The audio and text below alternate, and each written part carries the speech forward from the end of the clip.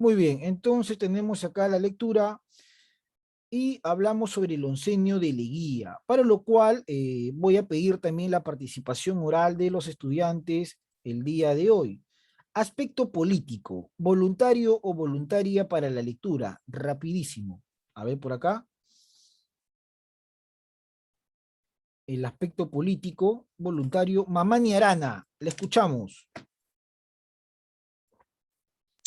Al aproximarse las elecciones, el Partido Civil presentó la candidatura de Antero Aspillaga, aunque desde 1918 se había generado un cansancio de la población por los gobiernos vinculados a ese partido, lo que permitió el encubrimiento de Augusto Belilla, como candidato opositor con apoyo del Partido Constitucional. Estudiantes sanmarquinos lo habían nombrado maestro de la juventud y la clase media urbana. Leguía fue percibido como una alternativa política variable y diferente al civilismo. Había esperanza en que promoviera una era mesocrática más accesible que el cerrado sistema oligárquico. Muy bien, Mamani, hasta ahí nada más, hasta ahí, perfecto, ahí tienes tu primer punto en participación.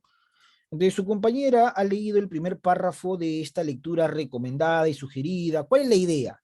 La idea es que tú leas, que tú subrayes y que se complemente eso con la sesión del día de hoy. Si hubiese alguna pregunta, alguna duda, la aproveches en hacer, recuerda que la clase dura 45 minutos, y también obviamente que puedas participar para generar una nota de evaluación de esta sesión. Recuerda que cada sesión es evaluada con tu participación voluntaria y es lo que se te pide a lo largo del curso, ¿no? Bueno, Mamani ha leído el primer párrafo que hace referencia y dice a unas elecciones, ¿no? Al aproximarse las elecciones, el Partido Civil menciona. Un primer dato que hay que recordar es el que el Partido Civil vendría a ser el primer partido político en la historia del Perú, allá por el lejano siglo XIX. Después de que los militares gobernaran nuestro país en el primer militarismo, después de la independencia, y después también de que los militares siguieran gobernando el Perú después de la guerra con Chile, recuerda Cáceres, Iglesias, hay un gobierno intermedio, que es el gobierno de Piérola. Piérola no era militar, Piérola era un periodista, es decir, era un civil. Y Piérola sirve como nexo, como puente entre lo que va a ser después de Piérola el gobierno de la República Aristocrática, que es el nombre que le da el historiador peruano Jorge Basadre. Jorge Basadre dice que esa época es la República Aristocrática porque los que gobernaban el Perú pertenecían a las familias económicamente más ricas de todo nuestro país, ¿no? Entonces, eso se conoce como la República Aristocrática, gobierno de las aristocracias, de estas familias de mucho poder económico, que estaban subordinadas o aliadas al capital extranjero, preferentemente el capital inglés, porque en el siglo XIX la potencia económica mundial era Inglaterra. Bueno, ¿qué pasaba con la gran mayoría de peruanos? ¿Qué pasaba con el indígena, que era una gran mayoría? ¿Qué pasaba de repente con los descendientes negros, los afroperuanos y los descendientes chinos? Bueno, muchos de ellos estaban rezagados, postrados. No había participación política para ellos, mucho menos una educación masiva a nivel universitario. San Marcos, que era la universidad más importante, solamente recibía a los hijos de esta aristocracia. Y las clases medias, que estaban integrados por abogados, profesores, médicos o comerciantes, quizás tenían cierto poder económico, pero tampoco tenían participación política. Entonces, en las elecciones del año 1918, para lo que sería ya el 19, se presentan dos candidatos. Uno es Antero Aspíllaga, ¿no? que representa al partido civil o el partido de los aristócratas. Y otro personaje que aparece, él ya había sido presidente, ¿ah? Pero vuelve para postular, es Augusto Bernardino Leguía, ¿no? Quien va a recibir apoyo también de aristócratas porque él era un hombre de negocio, de poder económico, pero sobre todo recibe apoyo de estudiantes, recibe apoyo también de un sector de obreros y de muchos intelectuales o profesionales, básicamente la clase media. Y con el apoyo de la clase media, quienes veían en Leguía una posibilidad de cambio, Leguía va a las elecciones que obviamente dicen algunos que fueron fraudulentas, pero lo cierto es que en mayoría Leguía tiene una muy buena votación. Ahora, ¿por qué la gente vota por Leguía? Porque Leguía aparentemente representaba el cambio para la clase media que quería insertarse a la vida política del Perú, que estaban cansados de los aristócratas que habían gobernado durante toda la República Aristocrática. Y porque Leguía, como candidato, había prometido ponerle fin al problema con Chile. Mire, imagínate que la guerra con Chile fue en el siglo XIX y en el siglo XX aún no se ponía fin a ese conflicto, ¿no? Entonces, una forma de ponerle fin al conflicto era solucionar los problemas que había por las regiones de Tacna y Arica, ¿no? Eso era lo que había prometido Leguía. Bueno, vamos a seguir con la lectura. A ver, ¿qué tenemos por acá? Otro voluntario o voluntaria. De repente por ahí un educando o educanda, de repente alguien quiere repetir la lectura. A ver, voluntario, mano levantada. En el chat me escribe Villanueva, muy Villanueva presente en el chat. Salas Valverde también presente en el chat. Jeremy Ruiz, te escuchamos. Siga con la lectura. Desde, profe, ¿de dónde comienza? ¿Dónde está la flecha? Que en su discurso de la campaña electoral de 1919, Leguía ofreció solucionar el problema de Tacna y Arica, las provincias cautivas en el poder de Chile, conseguir el abarcamiento de las sustancias, el desarrollo de otras públicas y el crecimiento de la defensa nacional. Su campaña estuvo dirigida a los sectores medios y populares durante el acto electoral 20 y 21 de mayo de 1919. Hubo enfrentamientos violentos con la policía y entre los bandos de cada partido. Aún así no se paralizó el acto electoral. El resultado en Lima y el Callao correspondió a Leguía, siendo el resultado de provincias una gran incógnita. Debido a la cantidad de denuncias de falsificación y cohecho de votos, la Corte Suprema comenzó la depuración de credenciales válidas. Para el 13 de julio se habían presentado 35 demandas de nulidad, perdiendo Leguía casi 1.500 votos. Debido a la posibilidad de que ningún candidato llegara a la mayoría absoluta, el Parlamento tendría que tomar la decisión de elección presidencial. En la madrugada del 4 de julio, Leguía, con apoyo de la Gendarmería, dirigida por el intendente coronel Gerardo Álvarez, decidieron adelantarse a tan incierta situación. Así, ante la pasividad de la fuerza del ejército, asaltaron Palacio de Gobierno, tomaron preso al presidente José Pardo, lo condujeron al local de la penitenciaria y luego lo deportaron a Europa. Leguía asumió el gobierno con el carácter del presidente provisorio. El Congreso fue disuelto. Muy bien, Ruiz, ahí nomás. Hay varios aspectos para mencionar en estos párrafos que ha leído vuestra compañera. Bueno, en el segundo párrafo se menciona lo que te hacía referencia hace un momento, que Leguía también ofrece discursos populistas, ¿no? Es una característica.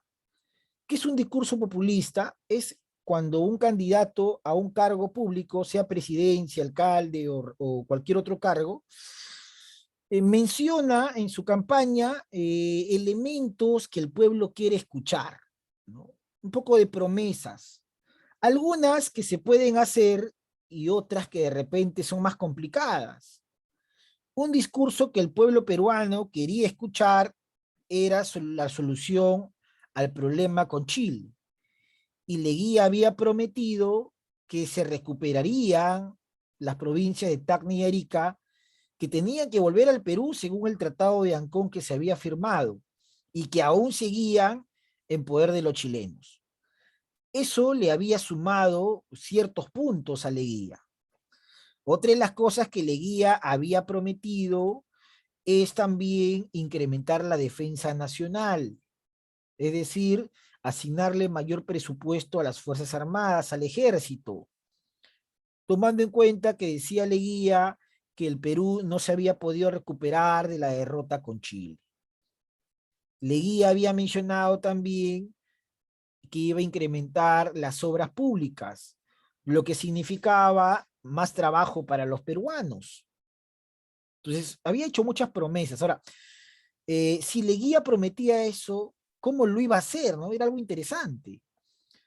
Porque los aristócratas lo prometían, pero los aristócratas lo podían hacer porque ellos tenían muchas haciendas en la costa y en la sierra, y tenían mucho dinero.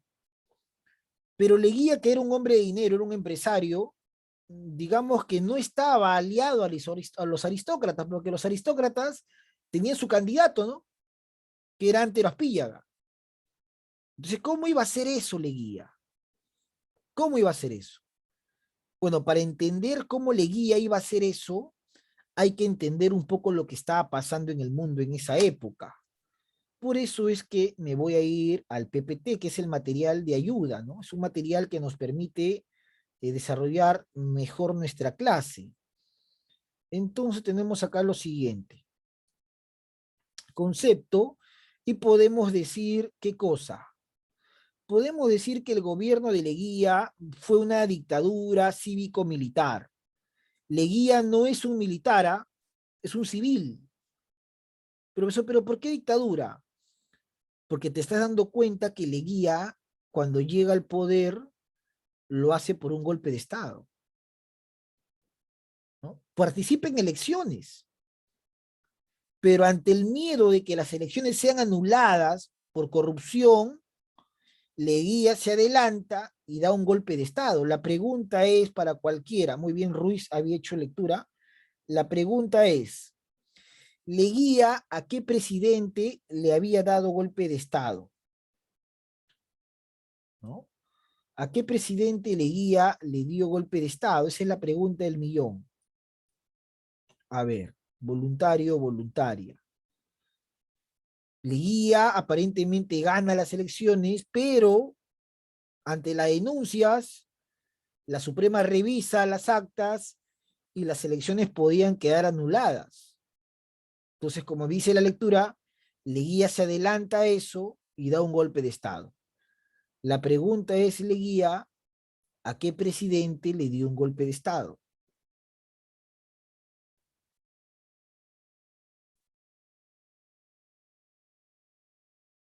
A ver por ahí, voluntario, voluntaria. En el chat me escriben. Berríos, José Pardo y Barreda, claro, ¿no? Leguía le había dado un golpe de Estado al presidente José Pardo, ¿no? Es más, dice en la lectura ahí textual, literalmente, lo manda a la penitenciaría, que es otra cosa que hoy día sería pues la carceleta, y de ahí al exilio, ¿no? Lo arroja, lo bota al Perú. Entonces, cuando alguien asume un cargo de presidente y no ha sido elegido ni por el Congreso, ni por el pueblo, es un dictador, ¿no? Es un dictador que sin embargo cambió el Estado. El Estado que está formado por leyes, por constitución política, por órganos gubernamentales, fiscalía, ministerio público, los poderes, defensor del pueblo, cambió con Leguía, porque Leguía también elabora o promulga una nueva constitución política. Y a la respuesta, ¿qué sector apoya a Leguía para las obras que él había prometido? La respuesta lo tienes en pantalla. El sector que apoya a Leguía son los capitales norteamericanos. Estados Unidos se encarga de apoyar económicamente a Leguía, con lo que se llama préstamos o empréstitos. Entonces, con Leguía inicia la dependencia al capital norteamericano, ¿no? Con él inicia la dependencia al capital norteamericano. ¿Y por qué inicia la dependencia al capital norteamericano? Porque en la época de Leguía, y vamos a ver el contexto internacional, Leguía llega al poder en el año 1919, ¿ya? En lo que se denomina oncenio. Su gobierno es el oncenio porque estuvo 11 años en el poder, de 1919 a 1930. Ahí están los 11 años, ¿no? Y en esa época, o por ese entonces, la primera potencia en el mundo eran los Estados Unidos de Norteamérica, ¿no? O sea, ya no era Inglaterra. La libra esterlina ha sido reemplazada por el dólar norteamericano. ¿Ah? Tened presente eso. La libra esterlina ha sido reemplazada por el dólar de los norteamericanos. ¿Ya? Entonces Estados Unidos es la potencia en esa época. Pero también se dan algunos acontecimientos particulares. Se da la época de la gripe española, algo así como el COVID, que no fue una pandemia, pero sí afectó a Europa, principalmente España, ¿no? Esta gripe española.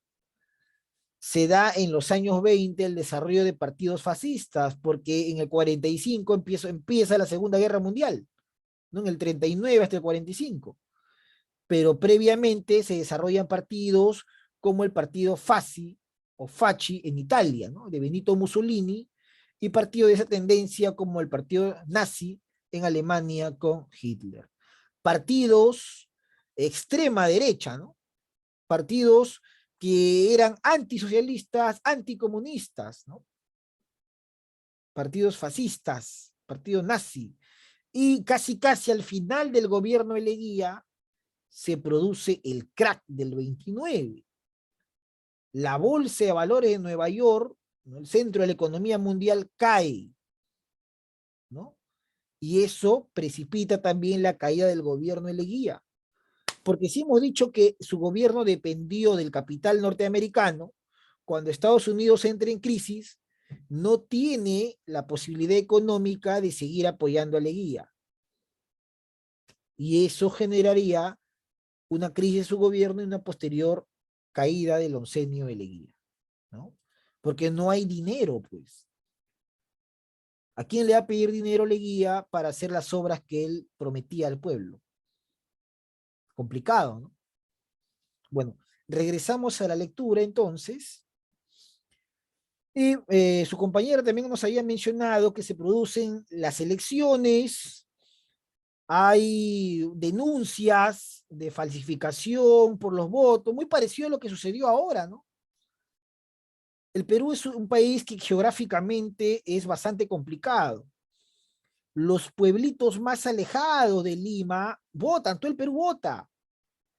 Y traer esas ánforas hacia Lima, hacia el Perú, es complicado. Actos de corrupción, denuncias. Entonces, las elecciones podían estar anuladas y el Congreso podía elegir a un presidente según lo que decía la Constitución política. Pero como Leguía sabía que el Congreso no le era favorable, Leguía se adelanta y da un golpe de Estado. Y se va a autodenominar presidente provisorio, ¿no? Es el título de Leguía, presidente provisorio. Y además, como presidente, va a disolver el Congreso. Hasta ahí Leguía llega al poder, ¿no? Y cuando llegó al poder, ¿qué hizo? Bueno, ya te dije, disuelve el Congreso y se tiene que convocar a un nuevo Congreso, ¿no? A ver, vamos a ver qué sigue acá.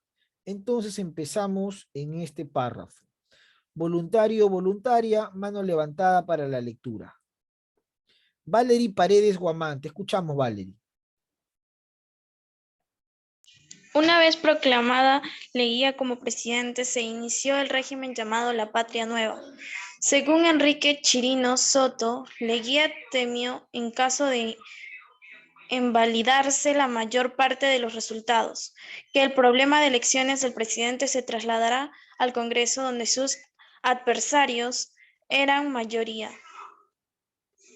Con el Congreso disuelto, convocó a elecciones como forma una Asamblea Nacional y reformar la Constitución que inició sus funciones el 24 de septiembre de 1919, teniendo como presidente a Mariano Cornejo, intelectual que llegó a ser presidente del Senado y que construyó junto a Leguía la noción de patria nueva, siendo su primer acuerdo reconocer a Leguía como presidente constitucional.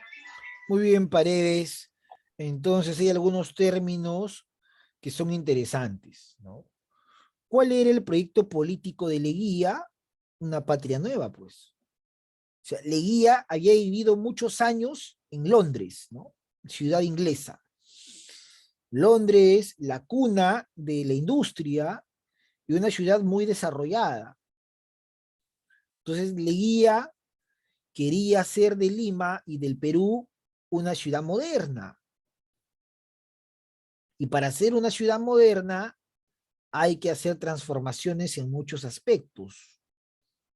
Hay que traer la banca, hay que generar industria, hay que darle más derechos al pueblo para que así el pueblo pueda insertarse en la vida laboral, ¿no?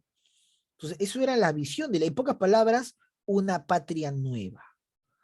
Entonces, una primera forma que hace Leguía es ¿qué cosa? Convocar a una asamblea nacional, ¿no? Es decir, elegir a representantes que puedan integrar el nuevo Congreso, porque él disolvió el antiguo Congreso, y que estos representantes elaboren una nueva constitución política. Y eso es lo que pasó. Durante la época de Leguía, estos nuevos representantes van a preparar una constitución política que va a reemplazar a la constitución política de 1860. Recuerda que el Perú a lo largo de su historia ha tenido 12 constituciones políticas, 12. Y si se desarrolla la que se está buscando ahora, serían 13, ¿no? 12 constituciones.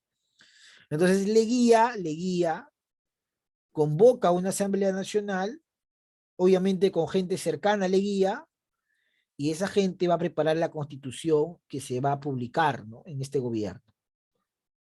La constitución de 1920. Y eso es importante, porque con nuevas leyes, Leguía podrá hacer las transformaciones que la constitución anterior no le permitía.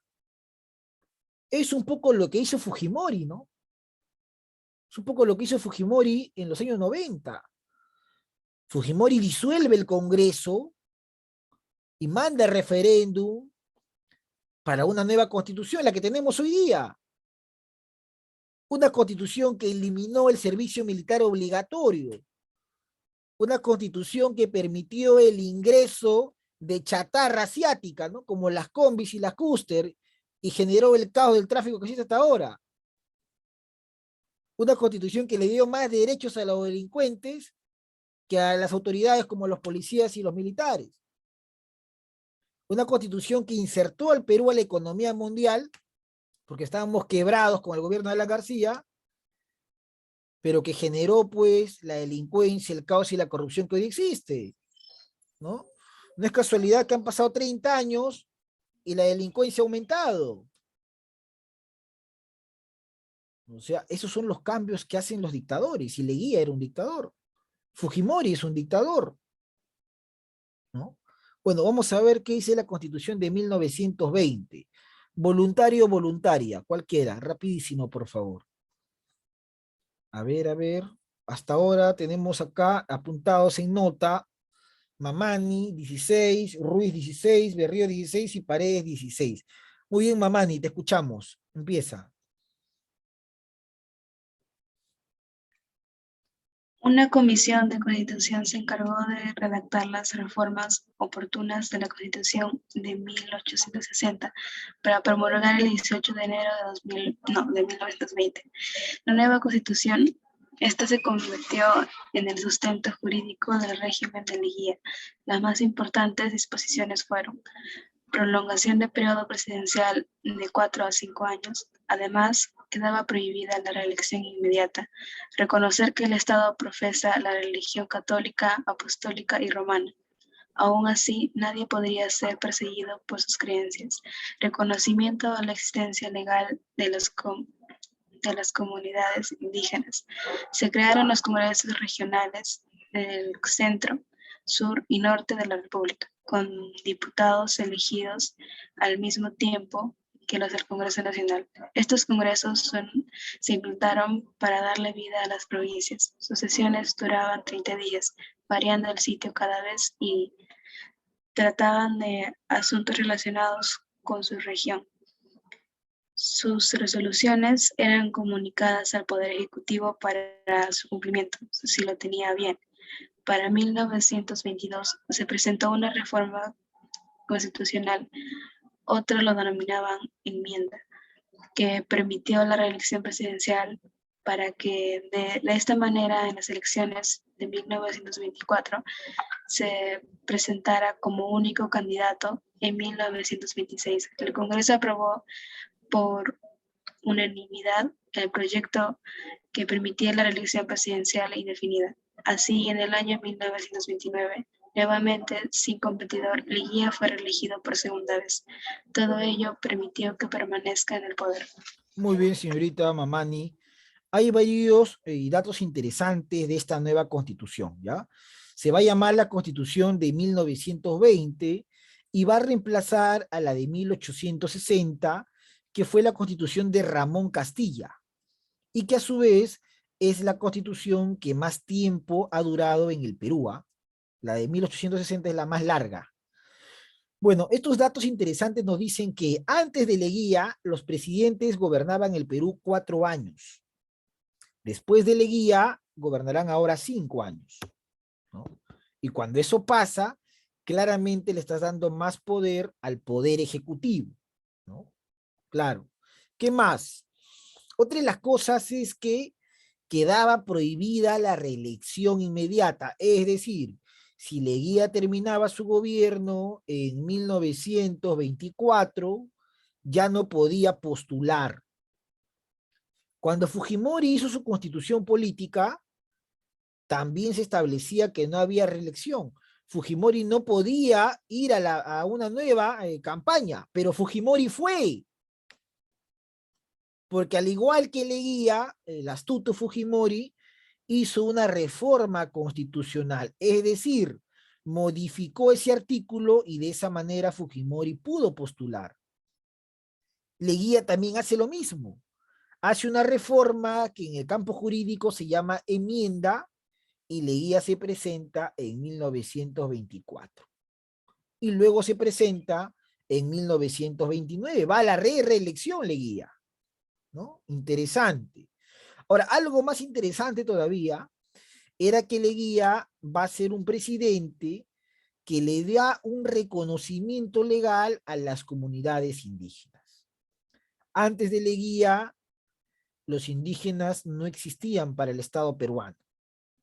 Los presidentes no los tomaban en cuenta. Leguía los empieza a tomar en cuenta y es más, Leguía decreta el 24 de junio como el Día del Indio. Entonces Leguía se convierte en una imagen paternalista para las masas indígenas, ¿no? Bueno, vamos a ver el aspecto interno.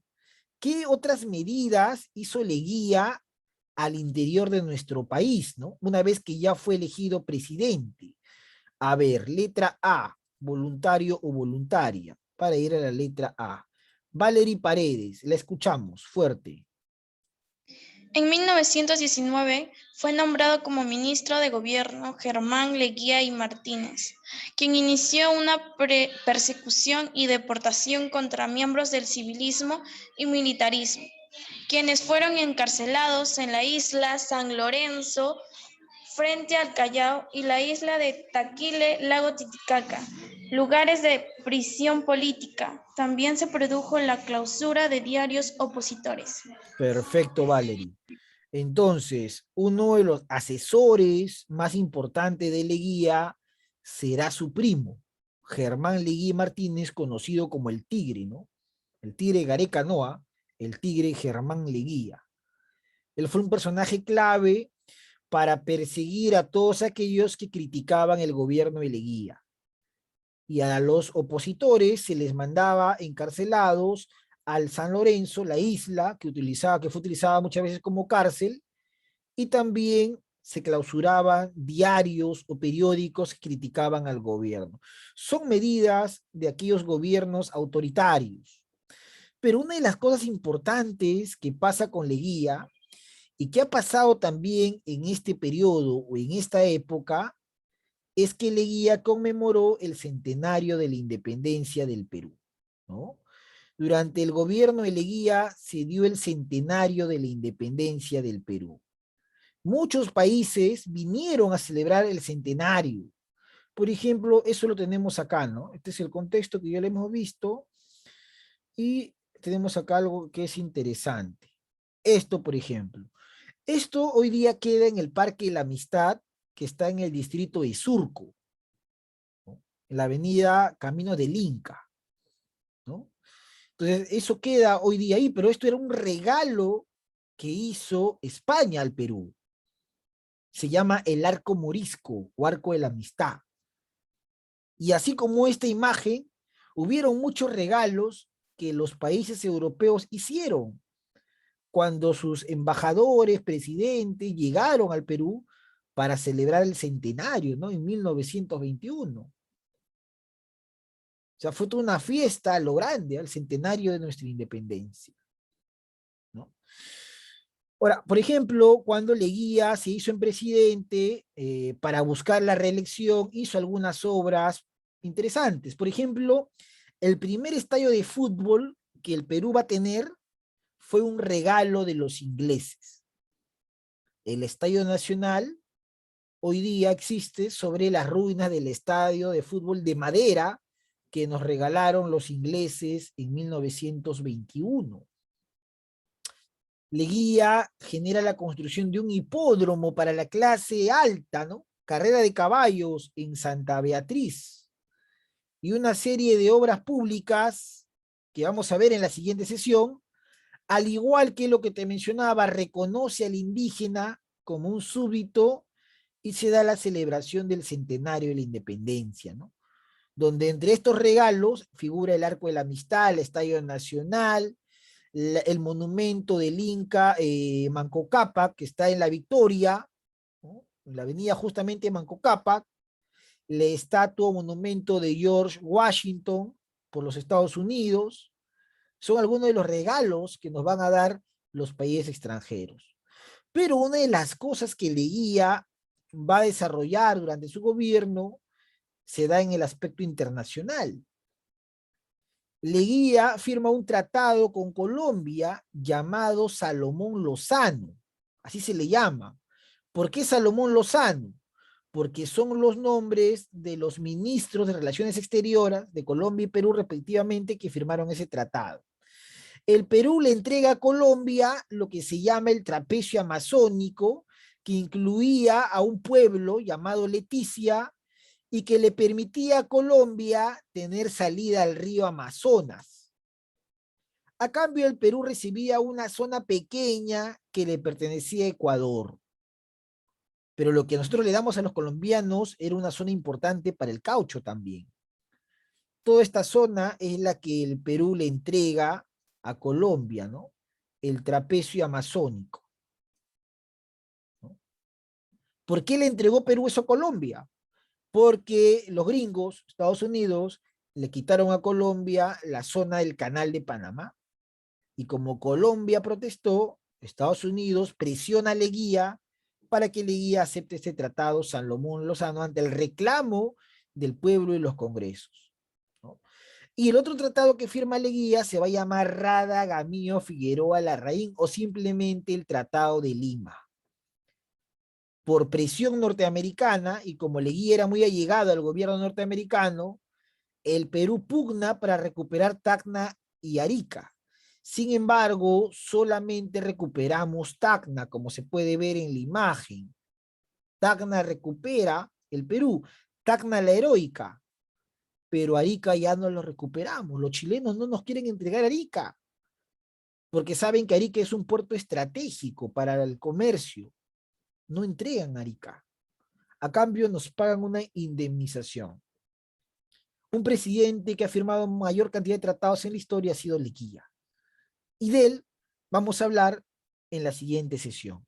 Recomendación: lee siempre las lecturas que te entrego para que podamos debatir y desarrollar la clase más amena. Muy bien, acá nos quedamos. Que tengas muy buenas tardes. Chau, chau. No olvides enviarme Chao, tu profesor. evidencia en esta sesión. Muchas gracias.